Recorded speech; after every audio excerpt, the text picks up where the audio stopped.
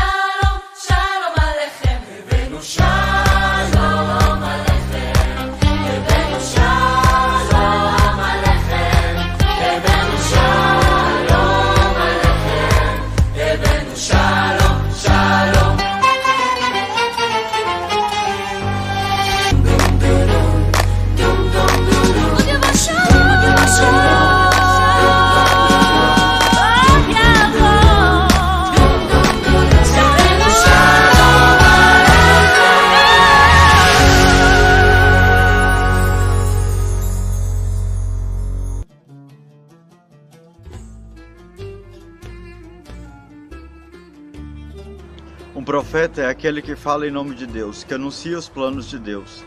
Deus coloca o dom da profecia na boca do profeta e o chama para uma missão específica, em um tempo específico, em um local específico, em uma cultura específica. Um profeta deve testemunhar com a própria vida a mensagem que Deus lhe confia.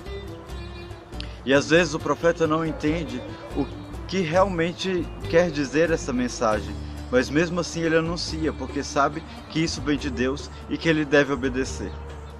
Por exemplo, Jeremias, que Deus pede para que ele seja celibatário.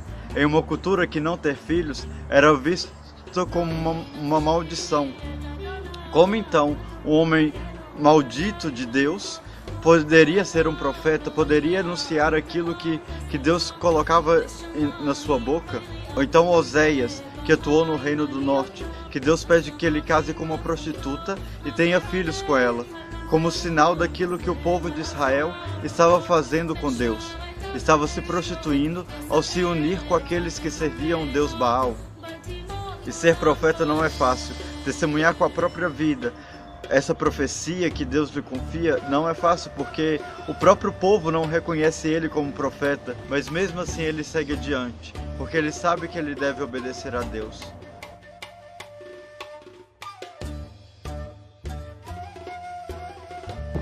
Mas como podemos dividir o livro dos profetas? Bem, temos aquela divisão mais clássica, que divide em profetas maiores e profetas menores, que não tem tanto a ver ao tamanho do livro, porque nós temos, por exemplo, Zacarias e Oséias, que tem 14 capítulos, que fazem parte dos profetas menores, que é a mesma quantidade de capítulos de Daniel, que faz parte dos profetas maiores. Mas essa divisão se dá quanto à importância do livro para a história da salvação. Entre os profetas maiores nós temos Isaías, o primeiro profeta e o mais importante deles, porque é aquele que a maior parte do livro fala sobre a restauração de Sião e a restauração de Jerusalém, ou seja, ele anuncia a salvação ao povo, não somente ao povo de Israel, mas a todas as nações, uma salvação universal. E depois de Isaías nós temos Jeremias, Ezequiel e Daniel. E entre os profetas menores nós podemos colocar todos os outros livros proféticos. Porém, também podemos classificar os livros com relação ao tempo e ao espaço e ao local que esses livros foram escritos ou que os profetas exerceram seu ministério. Com relação ao espaço, nós podemos dividir entre Reino do Norte, que seria a Samaria e a Galileia, que nós temos, por exemplo, Oséias e Amós, e Reino do Sul, que é o Reino de Judá, em que a capital é Jerusalém, onde estamos agora. Que podemos falar sobre Isaías, Jeremias, Zacarias e tantos outros profetas.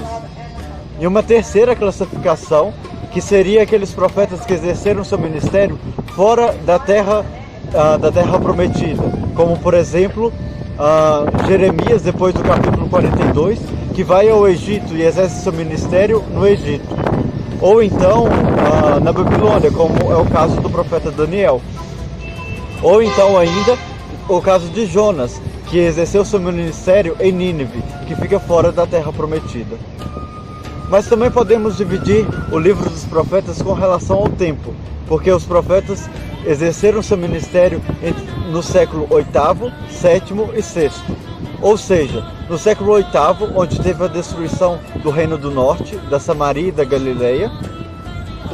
No século VII, onde antecedia a destruição do Reino do Sul, o Reino de Judá, onde a capital é Jerusalém, que nós temos, por exemplo, Jeremias, que passa durante os 40 anos que antecede a destruição do templo, a destruição de Jerusalém. E temos aqueles profetas que se passam no século VI.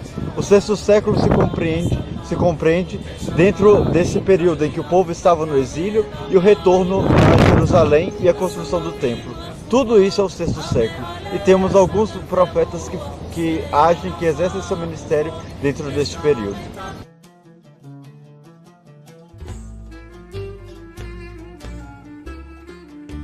Todos os profetas anunciam uma salvação, anunciam o Messias, a vinda do Messias. O Messias que deve ser profeta, rei e sacerdote. Uma outra profecia com relação ao Messias, mencionada pelos profetas, é com relação à sua missão, a missão do Messias, que é a restauração de Sião, a restauração de Jerusalém. Porém, os judeus interpretam essa restauração como uma restauração política. De fato, quando Jesus veio, eles esperavam uma restauração política. Porém, os profetas não falam de uma restauração política, mas falam de uma restauração, de duas restaurações, aliás. Uma de curto prazo, que é aquela restauração quando o povo vai para o exílio, porém ele retorna desse exílio, e então Jerusalém será restaurada, será reconstruída. E uma restauração espiritual, aquela mais profunda. Como, por exemplo, o profeta Jeremias, que fala que Deus pede para que ele anuncie que Deus irá perdoar todos os pecados do povo. E Deus será conhecido como um Deus de misericórdia, como um Deus que perdoa os pecados. E ainda continua a profecia, falando que Deus irá perdoar os pecados, irá fazer com que tudo se torne como era no princípio. Mas o que significa esse princípio? O princípio é Jerusalém da época de Davi? Ou o princípio é a criação do mundo, quando o homem não havia pecado e era feito à imagem e semelhança de Deus? Jesus, quando vem, ele se revela como Messias, justamente porque ele perdoa os pecados e, morrendo na cruz, ele faz com que nós possamos retornar ao princípio, à criação, quando éramos feitos à imagem e semelhança de Deus. E agora, em Cristo, nós podemos dizer que nós somos imagem de Cristo, imagem do Messias, a nova criação, o novo êxodo, a nova libertação, que não é mais em uma situação política ou com relação a uma determinada cidade, como era o caso de Jerusalém, mas é uma libertação espiritual, uma libertação da escravidão do pecado. No livro de Isaías também nós temos muitas profecias com relação ao Messias. Por exemplo, ao nascimento do Messias, que a Virgem conceberá e dará à luz um menino, e esse será chamado Emanuel, Deus conosco. Ou então que este será o príncipe da paz, que irá trazer a paz a Jerusalém, que irá trazer a paz a todas as nações. Em Isaías também nós temos o cântico do servo sofredor, o cântico do servo de Yahvé. E esse cântico é nítido a relação que tem com a paixão de Cristo. Tanto que isso é muito interessante, que os judeus hoje na sinagoga não leem o cântico do servo sofredor do livro de Isaías. E olha que Isaías é o mais importante dos profetas. Eles não leem porque eles sabem que é nítido a comparação entre o servo sofredor e Jesus Cristo. Atrás de mim nós temos as ruínas do muro do templo, do segundo templo. Aqui nós podemos ver o tamanho das pedras, como eram grandes. Imagina o peso de cada pedra dessa. E aqui ainda temos parte do muro do segundo templo, que ainda está até hoje, porém essa parte do muro, na parte interior, né? Essa parte ela está enterrada. Por quê? Porque com a destruição do templo e depois com a destruição do templo pagão feito por Adriano, o nível da esplanada do templo subiu, e então quando os muçulmanos construíram a muralha, construíram o santuário da rocha, eles construíram em cima de todas essas ruínas. Então o nível da esplanada hoje ela é mais alta. Talvez nessa altura onde a gente vê essas pedras menores. E tudo as ruínas do templo nós temos aí debaixo, em toda essa parte que nós estamos vendo agora, porém sempre no interior do muro, né? E o interessante é que a gente pode ver algumas pedras bem esculpidas aqui embaixo, porque esse era o fundamento do muro. E na quina nós podemos ver que temos as pedras maiores. E essa pedra é chamada de pedra angular, porque ela fica no ângulo do muro, né, da muralha. E é exatamente essa a função dela. Porque quando a pedra é grande, essa pedra ela tem 9 metros, que a gente pode ver. E são intercaladas entre uma pedra grande, depois pedras menores e uma pedra maior, pedras menores e uma pedra maior. Interessante que nós temos aquela passagem que faz a relação entre a pedra angular, que os pedreiros rejeitaram, e Jesus Cristo, porque é Ele mesmo a nossa pedra angular que sustenta todo o muro da nossa vida, né? Todo o muro da nossa fé. É Ele que dá toda a força para tudo aquilo que acreditamos. Porque se Jesus Cristo não se encarnou, não morreu e não ressuscitou, então é vã a nossa fé. Essa parte do muro que a gente vê que é um pouco fora da linha, essa parte era onde tinha a escada, ela fazia um arco e a escada vinha dessa região até lá em cima para entrar no templo. E embaixo desse arco, como nós podemos ver, tem algumas ruas, essas pedras meio tortas, muito tortas, e era aqui que ficavam os comerciantes. Quando Jesus, por exemplo, ele expulsa os comerciantes de dentro do templo, é porque os comerciantes estavam dentro da esplanada. Não é que não poderia vender. Eles poderiam vender, ou melhor, eles tinham que vender porque era aqui que eles vendiam os animais. Porém, essa era a parte reservada para os comerciantes vender os animais para o sacrifício. Porém, eles foram muito espertos, entraram dentro do templo, porque aí é bem mais fácil para comprar deles, né? Porque já tá dentro do templo, então as pessoas só entrar lá e comprar os animais, não precisa vir até essa parte para comprar os animais. Apesar que nessa parte também nós temos os banhos rituais, O que é o banho ritual? Antes do judeu entrar no templo, ele tinha que se purificar o corpo todo, e purificando o corpo também purificava o espírito.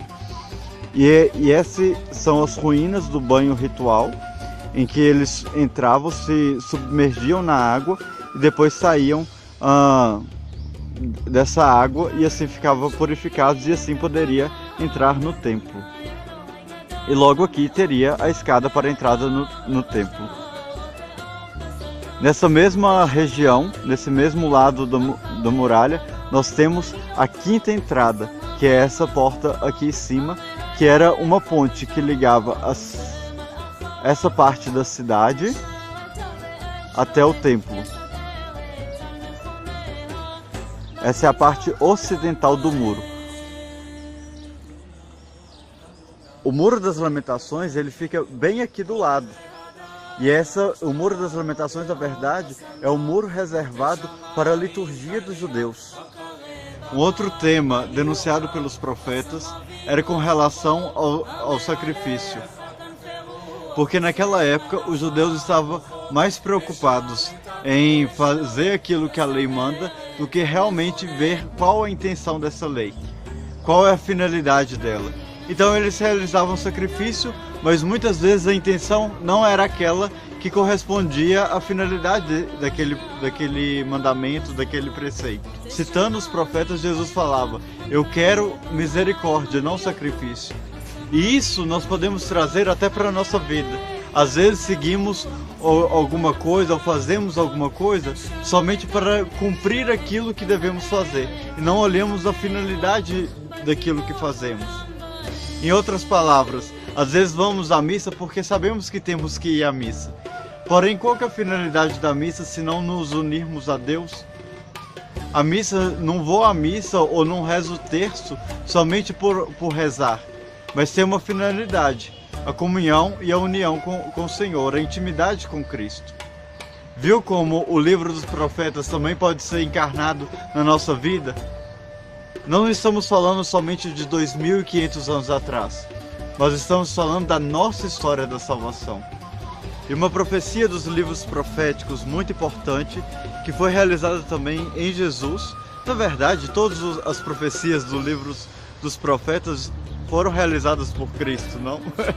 Porque é Ele o Messias. É esse o objetivo, a pregação dos profetas do Antigo Testamento. Era anunciar um tempo futuro, um tempo de salvação, um tempo da vinda do Messias. Mas, em especial, Jeremias e Ezequiel falam de uma nova aliança, de uma aliança mais profunda, de uma aliança feita entre Deus e o homem. Para se fazer uma aliança, tinha que haver derramamento de sangue. É aquele derramamento de sangue que fazia com que a aliança seja concretizada. E Jesus derramou o seu sangue na cruz como memorial da nova aliança. Essa aliança anunciada por Jeremias e por Ezequiel.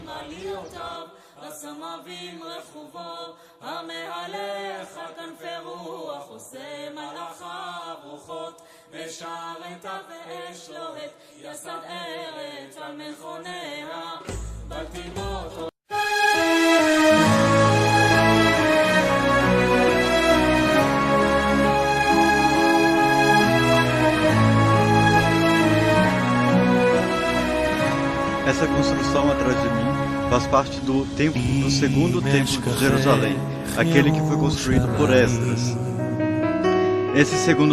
O primeiro templo, como nós sabemos, foi destruído quando o povo foi deportado para o exílio da Babilônia em 586. Depois de 586, o povo só retorna da Babilônia no ano 538. Nesse tempo que eles estão na Babilônia, também era papel dos profetas consolar o povo e dar esperança, para que eles pudessem retornar a Jerusalém e não esquecer da cidade eterna, da cidade santa. Quando eles chegaram em Jerusalém, em 538, Neemias se ocupou em construir as muralhas da cidade e Esdras de construir o templo.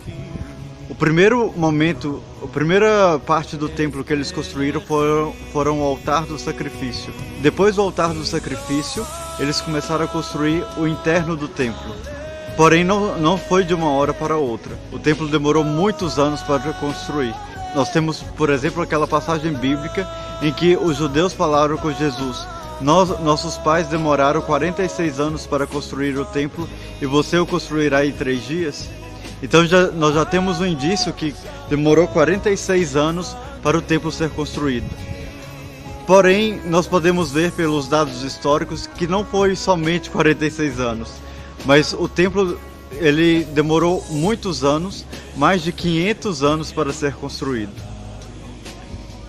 Mas no primeiro momento, Esdras conseguiu construir o templo e então já começou a fazer, então já fez a reconsagração do templo, porque ele já era consagrado, né? Porque nós temos o primeiro templo. O segundo templo foi construído exatamente em cima do fundamento do primeiro templo. Isso significa que era uma continuidade, com as mesmas medidas, com a mesma altura, com o mesmo espaço. Após o ano 515, que foi a data da reconsagração do templo, aos poucos os judeus foram ornamentando e ampliando a área do templo e a área do átrio. Nós temos, por exemplo, Herodes, no ano 63, quando ele conquista Jerusalém. Então entramos no período helenístico, o período em que o rei da Grécia conquista Jerusalém. E Herodes o Grande, ele ajuda os judeus a ornamentar e a dar esse aspecto glorioso do segundo templo. Isso ele demorou 9 anos para construir o templo, sendo que 1 ano e meio foi somente na área do templo, aquela construção que a gente vê que está bem no centro do espaço do templo. O restante dos anos ele se ocupou com o pórtico de Salomão e o pátio dos gentios, bem como as muralhas que protegiam o templo. Porém, para construir esse templo, os judeus colocaram uma condição.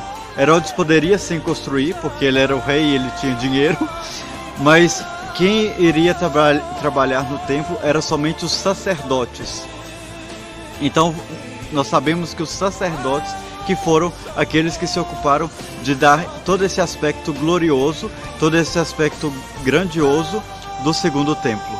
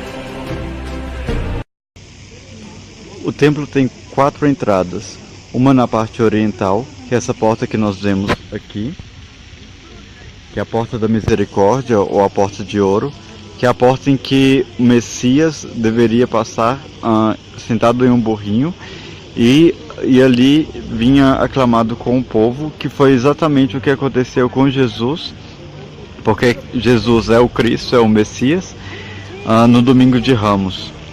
Mas também temos essas outras 2 portas, uma porta dupla e a outra tripla, que era a porta mais comum e mais antiga. Essa porta também era feita com relação ao modelo do primeiro templo.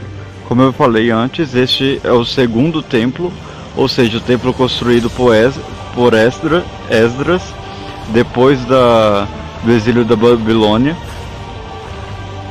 E essas portas duplas e triplas, elas já existiam no tempo de Salomão, que é o templo do primeiro templo. Nós temos também a porta ocidental, que é onde vemos aquela escada, que dali se pode entrar também no templo.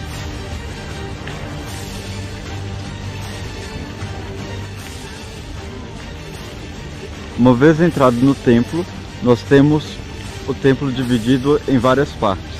Esse pórtico, esse pórtico longo, que era o pórtico de Salomão, chamado pórtico de Salomão, que pega o nome também do primeiro templo.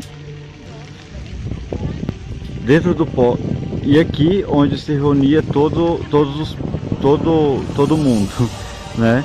Porque no pátio e no pórtico poderia entrar também os pagãos, aqueles que eram simpatizantes da religião judaica, que nós chamamos prosélitos, e os judeus. Porém, dentro da muralha, daquela em torno o templo e o átrio, somente os judeus poderiam entrar. De fato, esse pátio chama Pátio dos Pagãos, e aquele interno, dentro das muralhas, no átrio do templo, chamava Pátio das Mulheres. Mas isso não significa que era somente as mulheres que poderiam entrar. Porém, dava esse nome porque depois desse pátio, as mulheres não poderiam entrar naquela segunda parte, que era o átrio do templo. E ao interno do templo nós temos duas divisões, que aqui não se vê, mas dentro do templo tem duas divisões, que é o santo, que é onde os sacerdotes poderiam entrar, e onde tinha a menorá, que é o candelabro de 7 braços. Nesse primeira parte do interior do templo, todos os sacerdotes poderiam entrar. Porém, no Santo dos Santos, onde tinha a Arca da Aliança, somente o sumo sacerdote poderia entrar, e uma vez por ano, que é na festa do Yom Kippur, que iremos falar um pouco depois. A quarta porta é essa da escada exterior, que fica perto dos banhos rituais. Como eu falei, antes dos judeus entrarem no templo, ele deveria se purificar. E para se purificar, deveria entrar nesses banhos rituais. Logo após que saíam dos banhos rituais, eles poderiam comprar os animais para o sacrifício, onde os comerciantes ficavam embaixo da escada, dessa mesma escada. Então eles entravam ali nessa nossa quarta porta. Uma quinta porta ainda, que eu não havia mencionado antes, é essa que vai diretamente da cidade para o pórtico dos gentios, pro pátio dos gentios, que é essa que nós vemos que tem parecendo uma ponte, né? O muro das lamentações, esse que nós temos aqui hoje, na verdade é somente uma parte desse muro exterior do templo, que é onde nós podemos ver aí com a setinha. E esse muro que é o Muro das Lamentações que nós temos hoje.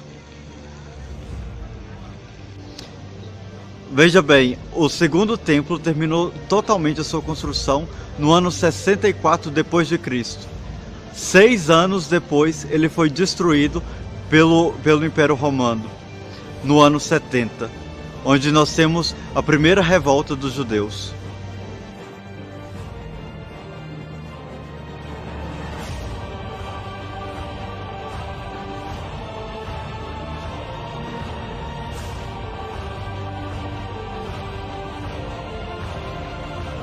No ano 135, Adriano, quando vê todas essas ruínas do templo, ele constrói, em cima do templo de Jerusalém, ele constrói 3 templos pagãos. Um deles dedicado a Minerva, que só é destruído no Império Bizantino, no século IV, ou seja, 200 anos depois. Após a destruição pelo Império Bizantino nos templos pagãos construídos por Adriano, toda essa área ficou abandonada. Os judeus não construíram nada, nem os cristãos construíram nada.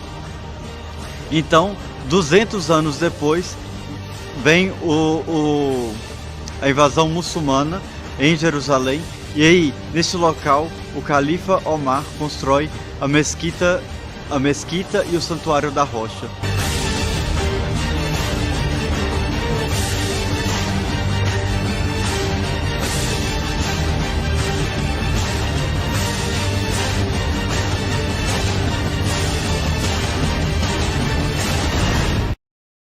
Apesar deste modelo ser da época do Segundo Templo, ou seja, no século IV, mais ou menos, nós podemos ver como a cidade de Jerusalém foi crescendo.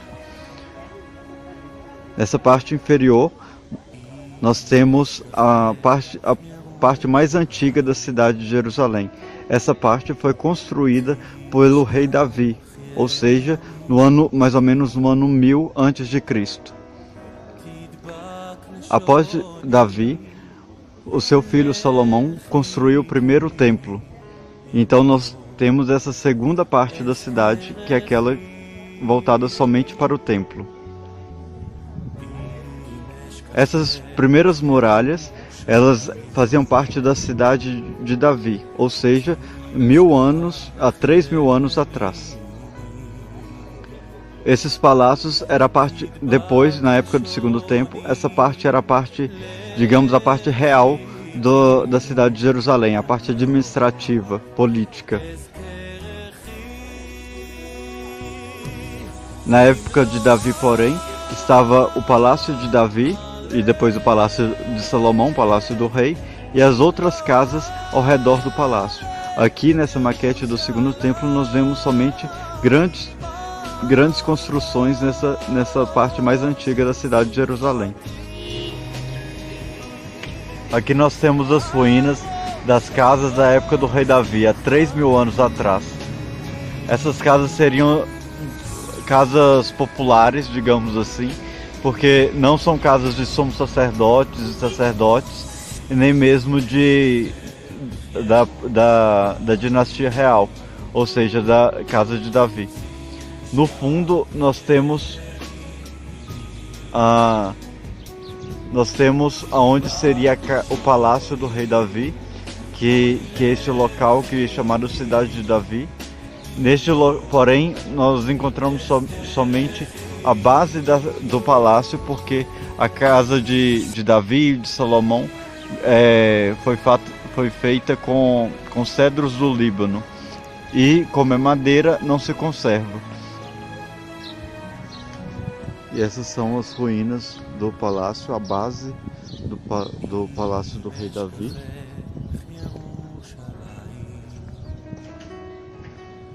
Podemos ver como que foi construído essa base. E ainda estamos no palácio. Tudo isso fazia parte da base do palácio. Porém não temos muita coisa, somente o fundamento, a base. Porém isso já indica que aqui seria um palácio do rei Davi, ou ao menos um palácio real, porque aqui também foram encontrados sigilos, que é aquela marca quando tem alguma lei ou algo do rei é promulgado, vem sigilado com o sigilo do rei, e aqui encontramos alguns pedaços de sigilos que indica que é uma casa real. Depois dessas muralhas da primeira parte da cidade, nós temos várias outras casas menores. Essa casa nós chamamos da cidade de Jerusalém Baixa. Por quê? Porque era justamente onde ficava, era a parte mais baixa, e era onde ficava todo o povo mais humilde. Os mais pobres, né? Essa parte onde nós vemos as colunas fazia parte do mercado. O mercado, ele consistia em uma rua que ligava o norte e sul, leste e oeste, formando como uma cruz. Nessa parte superior, porém, nós temos a cidade alta, que é aquela que correspondia às autoridades religiosas da cidade de Jerusalém. E aqui que nós temos a casa de Caifás e dos outros sacerdotes.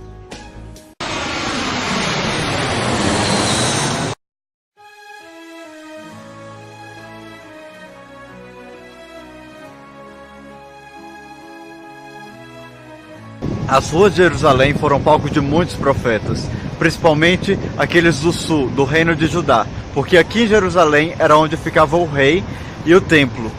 E foram nessas ruas que eles pregaram a conversão de todos os judeus, enquanto ainda tinham um templo. Porém, esses não se converteram e por isso veio a destruição do templo e a destruição de toda Jerusalém e o exílio da Babilônia. Agora nós percorreremos essas ruas. Lógico que muitas coisas mudaram, porque estamos falando de mais de 2.500 anos. Porém, ainda podemos ver um pouco desse aspecto, dessa história de 2.500 anos. O nosso destino será o Muro das Lamentações. Agora estamos passando pela porta de Jafa e estamos indo em direção ao Muro das Lamentações. Nesse caminho, iremos passar pelo mercado de Jerusalém atual, que é esse que estamos fazendo agora, e também iremos até chegar no mercado do Império Romano, do primeiro século antes de Cristo. Esse mercado romano, como iremos ver, era o mesmo mercado da época de Jesus. Depois do mercado romano, iremos seguir para o muro, ou melhor, a base do muro, as ruínas do muro da época do rei Davi, o muro que rodeava a cidade de Jerusalém. Esse muro, ele é de 3.000 anos atrás, porque o rei Davi, ele é do ano 1000 antes de Cristo. Após passarmos no muro da cidade do rei Davi, iremos continuar o nosso caminho pelo bairro hebraico até chegarmos no Muro das Lamentações.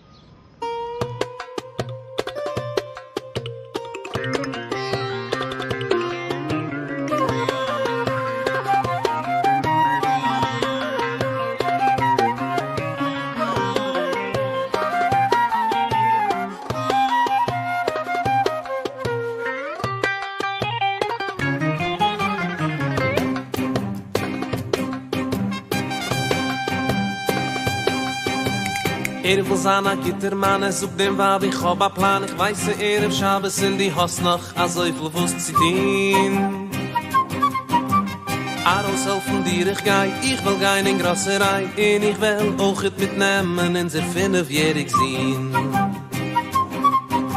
Wie nur setzt sich heran in Kar, heibt sich der Pan in Zart, das Kind schreit, ich will nicht gein, nur heute Mami kommt. Setzt sich herup, stellt sich auf, de Fenster herup, verdacht sie essen, sind und Musik, dadurch aus dem ganzen Weg bringt.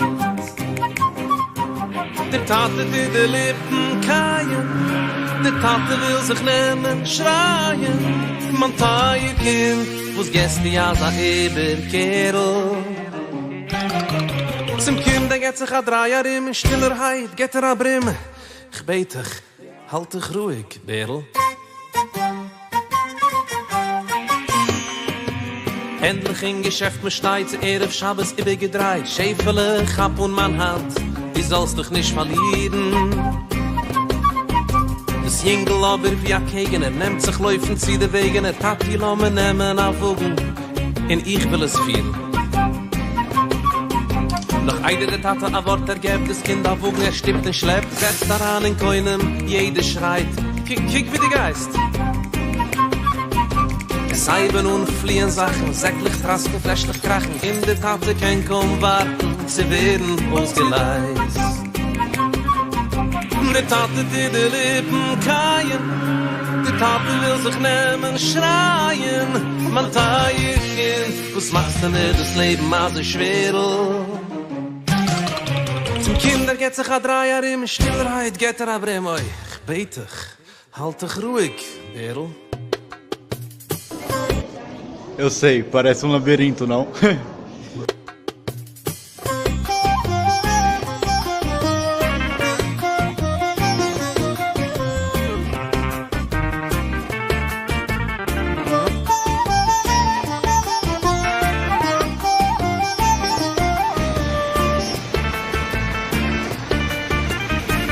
zuhlen hat man halt plötzlich Eutro angewalt, das Kinder bemerkt, die Abteilung von dem am Tacke.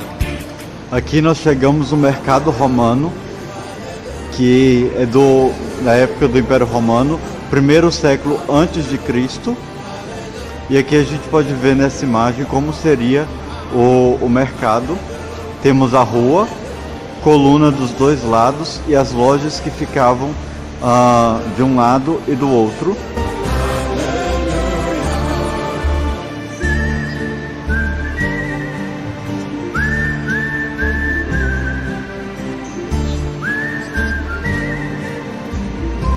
Que é exatamente o que nós podemos ver aqui, o que restou do mercado romano. Nós temos essas colunas, as lojas ficavam desse lado. E do outro lado também, como a gente vê aqui nos mosaicos. O mercado romano, ele era famoso entre o Império Romano, porque toda cidade que o Império Romano construía, ele construía um mercado que ligava a cidade em norte, sul, leste, oeste.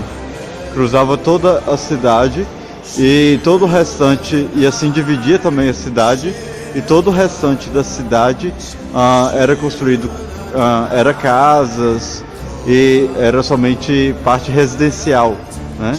E somente no mercado romano que teria as lojas.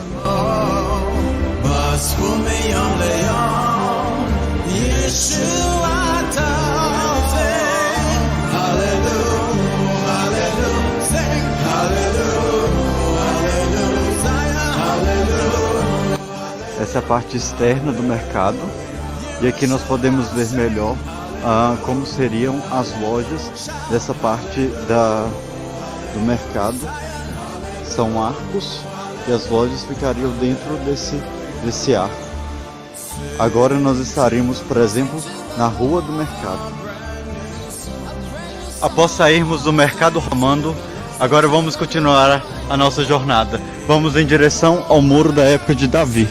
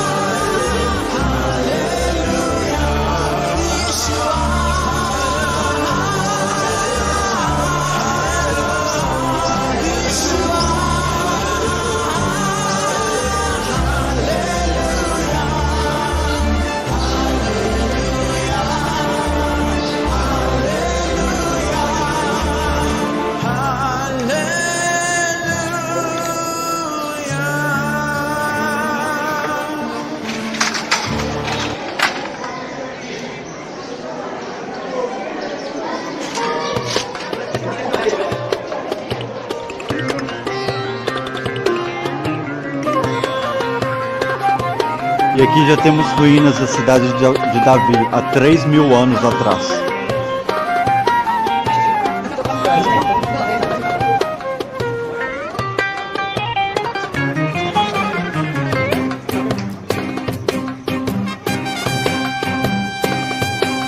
E este é um muro de 3.000 anos atrás, na época do rei Davi, na época do primeiro templo de Jerusalém, que foi destruído junto com a cidade no ano 586, quando o povo foi também deportado para a Babilônia.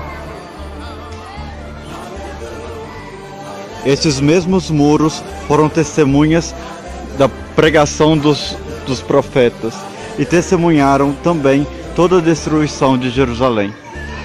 Muros que têm 3.000 anos de história.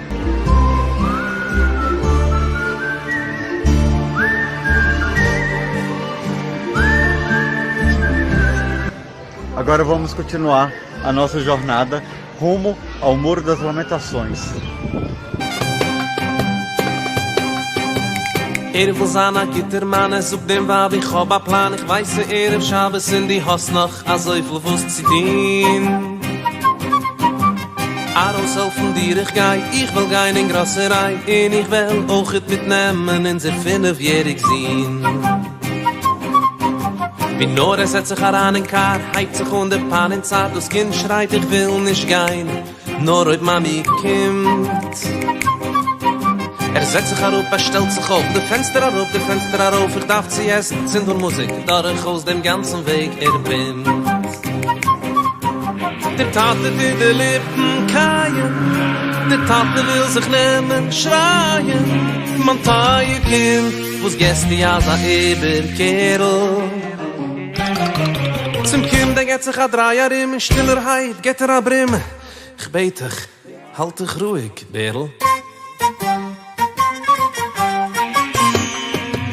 Endlich in Geschäft mit Steitze, Erev Shabbos übergedreht, Schäfele, Chap und mein Hand, die sollst dich nicht verlieren. Das Jingel aber wie a Kegen, nimmt sich Läufen, zieht die Wegen, Tati lassen nehmen auf Wogen, und ich will es führen. Evenu Shalom, Evenu Shalom, Evenu Shalom.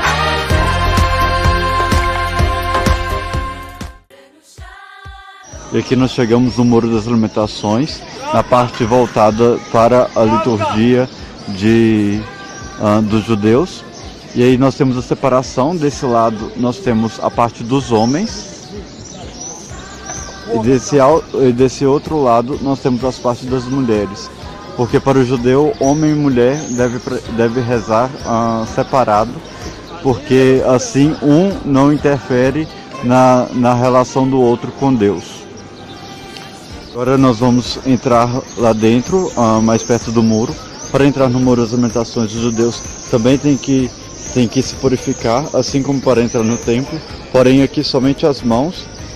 Eles pegam com a jarra assim, com uma mão, lava uma mão, e com a mão que foi purificada, eles pegam desse outro lado, que agora eu estou sujando, e eles lavam a outra mão. Depois eles entram no templo.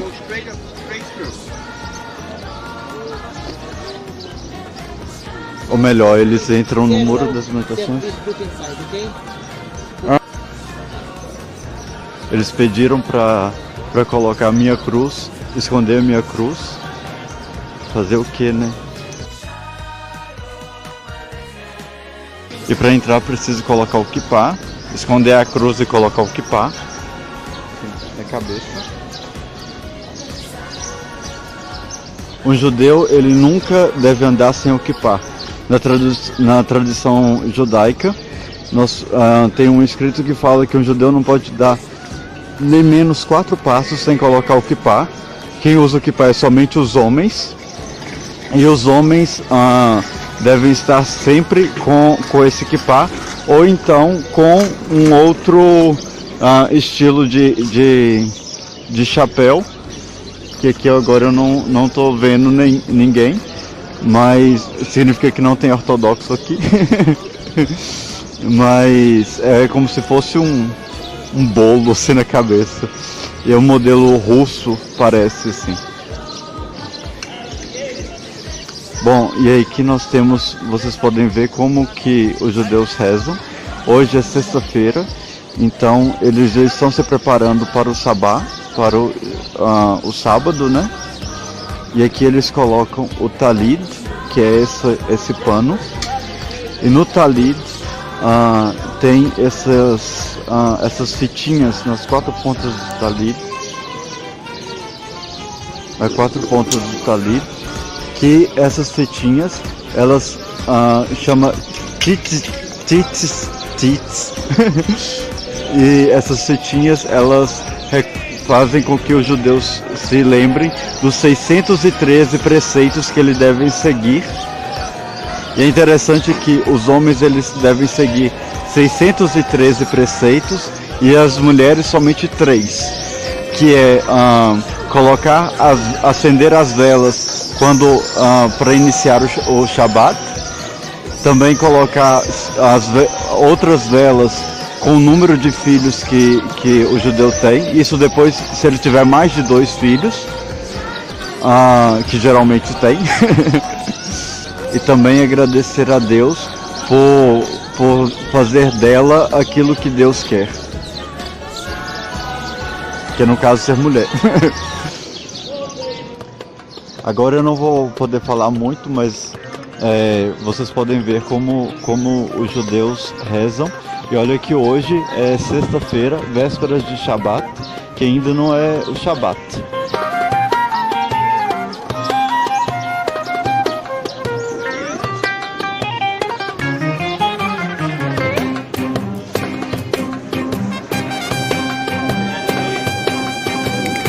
Will sein, gibt der Mann, es sucht dem Wab, ich hab a Plan, ich weiß, Erev Shabbos in die Hoss noch, also ich will was zitieren. Aros helfen dir, ich will gein in Grasserei, und ich will auch et mitnehmen, in sie 5-jährig sein. Wie Nora setzt sich heran in Kar, heit sich der Pan in Zeit, das Kind schreit, ich will nicht gein, nur heute Mami kommt. Setzt sich auf, stellt sich auf, der Fenster auf, ich darf sie erst, sind von Musik, dadurch aus dem ganzen Weg, bin. Der Tate will die Lippen keien, der Tate will sich nehmen, schreien, man teil Kind, wo's gäst die Asa Eberkerl. Zum Kind, der geht sich a Dreier im Stillerheit, geht a Brimme, ich bete dich, halt dich ruhig, Berl. Endlich in Geschäft mit Steiz, Erev Shabbos übergedreht, Schäfele, Chap und man Hand, die sollst dich nicht verlieren. Das Jingel aber wie ein Kegen, nimmt sich laufen, zieht der Wegen, Tati lassen wir nehmen auf Wogen, und ich will es fühlen. Noch einer der Tate ein Wort ergibt, das Kind auf Wogen, stimmt und schleppt, setzt daran in Koinem, jeder schreit, kick wie der Geist. Os judeus também têm as suas festas litúrgicas. A primeira delas é o Shabat, que é o sábado, que todo sábado os judeus eles param de trabalhar e se dedicam somente a rezar e a santificar este dia. Porque? Por dois motivos. O primeiro motivo, porque o Deus no sétimo dia parou de trabalhar e se repousou para contemplar a criação, e também porque, para recordar neste dia, no sábado, a libertação do povo de Israel do Egito, da escravidão no Egito. E nós celebramos o domingo justamente porque Cristo, o Messias, inaugura a nova criação, e então contemplamos a nova criação feita, restaurada, renovada por Cristo, por Jesus Cristo, e também o novo êxodo, ou seja, a nova libertação da escravidão, mas não mais do Egito, mas da escravidão do pecado.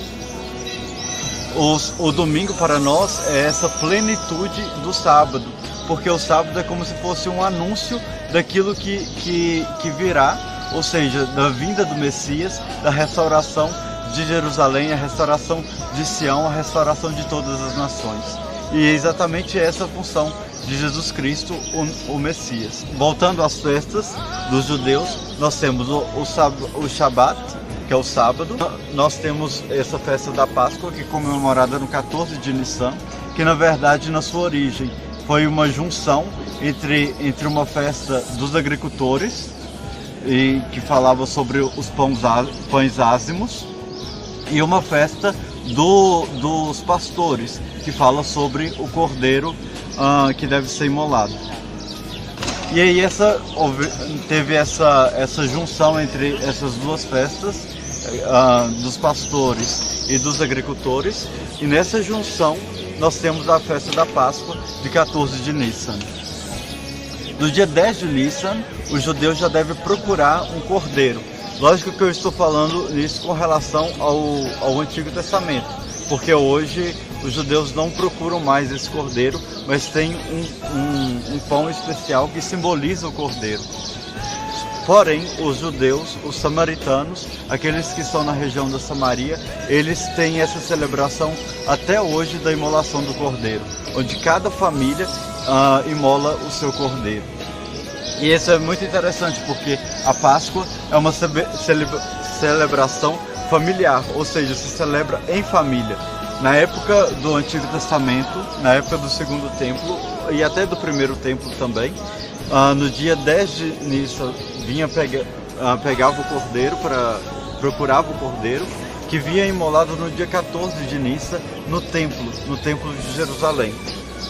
E essa cerimônia era toda especial, todos os sacerdotes deveriam estar em Jerusalém, no templo para a imolação desse cordeiro, assim como todo o povo que habitava aqui na Terra Prometida. Nessa celebração, era uma grande celebração que era feita, segundo a tradição judaica, era feita 3 vezes ao dia, porque não cabia de tanto judeu no mesmo recinto do templo. Então era feito uma depois da outra. E após a imolação do cordeiro, todos pegavam esse cordeiro e levavam para casa para comer, e tinha que comer no mesmo dia. Então nós temos a ceia judaica. A ceia, aquela mesma ceia que, segundo a tradição, Jesus celebrou com os seus discípulos.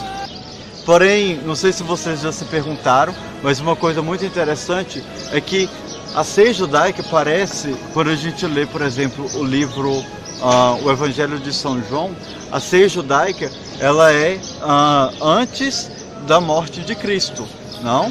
E João refere a morte de Cristo exatamente no momento em que o cordeiro vinha imolado no templo, porque Cristo é o Cordeiro de Deus. E o interessante é que, quando a gente lê o Evangelho de João, até quando um judeu, quando ele lê o Evangelho de João, ele vê que a ceia foi celebrada antes.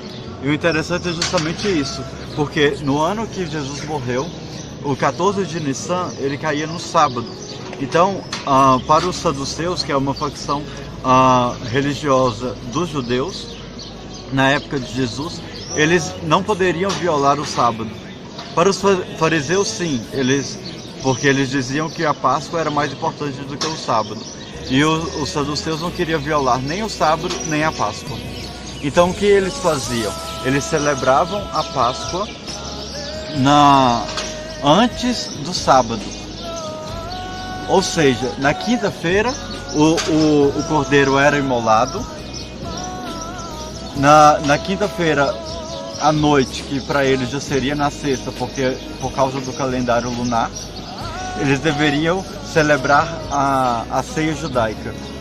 E quando o Evangelho de João fala sobre a imolação do cordeiro no templo, ele usa o momento exato em que os fariseus estavam imolando o cordeiro no templo, ou seja, na sexta-feira. Este é um altar do sacrifício do holocausto que foi encontrado em Beersheba, que fica no sul de Israel, no deserto da Judeia. E esse altar, ele é do 8º século antes de Cristo. Ele foi encontrado em Beersheba e não no templo, porque nessa época os judeus poderiam fazer santuários e oferecer sacrifícios não somente em Jerusalém, mas em todo o território da Terra Prometida. Somente em 622 que o rei Josias fez a reforma religiosa e destruiu todos os santuários espalhados pela Terra Prometida, e falou que somente em Jerusalém se poderia fazer sacrifício. Porém, esse modelo, porque nós só temos 3 altares do sacrifício, e esse é o mais conservado, e pode ser mesmo visto como era feito esse altar. Vocês podem ver que temos 4 chifres, porém o altar do sacrifício do templo de Jerusalém deveria ser muito maior, porque é ali que se fazia os maiores sacrifícios, já que Jerusalém seria o centro de toda a religião judaica. Uma outra festa dos judeus era o Sukkot, que era a festa das tendas, que recordavam o tempo em que os judeus estavam estavam no deserto antes de entrar na Terra Prometida. Nessa festa, por 7 dias, os judeus moram em cabanas, em tendas. E essas tendas muitas vezes são construídas na varanda das casas, e até mesmo os bares ou os restaurantes, eles fazem essa tenda do lado de fora do restaurante, e os judeus que vão ali comer, eles comem debaixo das tendas. Endlich in Geschäft mit Steitz, Erev Shabbos übergedreht. Schäfele, Chap und mein Hand, die sollst dich nicht verlieren. Das Jingel aber wie a Kegen, nimmt sich laufen, zieht der Wegen, Tati lasse nehmen auf Wogen, und ich will es fühlen. Noch einer der Tate a Wort ergebt, das Kind auf Wogen, stimmt und schleppt, setzt daran in Koinem, jeder schreit, kick wie der Geist. Seiben und fliehen Sachen, säcklich trasken, fläschlich krachen, in der Tate kein kaum warten, sie werden ausgeleist. Der Tate die Lippen keien, der Tate will sich nehmen, schreien, man Teilchen, was machst du nicht das Leben also schwer? Zum Kinder geht sich a 3 Jahre in Stillheit, geht aber immer, ich bete dich, halt dich ruhig, Berl. Uma outra festa é a festa que nós chamamos de Yom Kippur, que é o dia da expiação. Este dia para o judeu era um dia de penitência, de oração e de absoluto jejum. Nada de comida e nem bebida durante todo o dia do Yom Kippur. Neste dia também era o único dia do ano em que o sumo sacerdote, e só o sumo sacerdote, poderia entrar no Santo dos Santos, onde havia a Arca da Aliança. E também neste mesmo dia, era o único dia em que o sumo sacerdote poderia pronunciar o nome santo de Deus, aquele mesmo nome que Deus revelou a Moisés no livro do Êxodo. Na ação litúrgica do templo, o sumo sacerdote deveria oferecer um sacrifício de um touro para a remissão dos seus pecados e os pecados de todos da sua casa, e o sacrifício de um bode para a remissão dos pecados de todo o povo de Israel. Também temos a presença de um segundo bode, quando o sumo sacerdote colocaria as 2 mãos sobre esse bode e ali confessaria os pecados de todo o povo de Israel. Depois de confessar os pecados, todos os pecados do povo passaria para o bode. E daí vem a expressão do bode expiatório, porque o bode recebia os pecados do povo de Israel. E esse mesmo bode expiatório era abandonado no deserto. E o interessante dessa celebração é que na carta aos Hebreus, a carta gira em torno de falar que Jesus Cristo é sumo sacerdote. Por quê? Porque um sumo sacerdote, para o judeu, ele deveria fazer parte da tribo de Levi. Só poderia ser sacerdote quem nascia de uma família sacerdotal. E Jesus não era de uma tribo sacerdotal. Ele era da tribo de Davi, da tribo de Judá. E aí nós temos a parte real do Messias, que Jesus é rei porque ele é da descendente de Davi. Ele é de uma família real, nesse sentido. Porém, ele também é sacerdote. E o livro aos Hebreus fala que ele é o sumo sacerdote segundo a ordem de Melquisedeque. Melquisedeque, ele aparece no livro dos Gênesis, quando Abraão encontra Melquisedeque, melhor dizendo, e ali Abraão oferece as suas primícias, tudo aquilo que ele havia de melhor para Melquisedeque. E no livro de Gênesis fala que Melquisedeque era o sumo sacerdote do Rei Altíssimo, ou seja, é um sacerdócio superior ao sacerdócio de Levi. E é isso que a carta aos Hebreus fala, tentando provar mesmo que Jesus Cristo é sim sacerdote.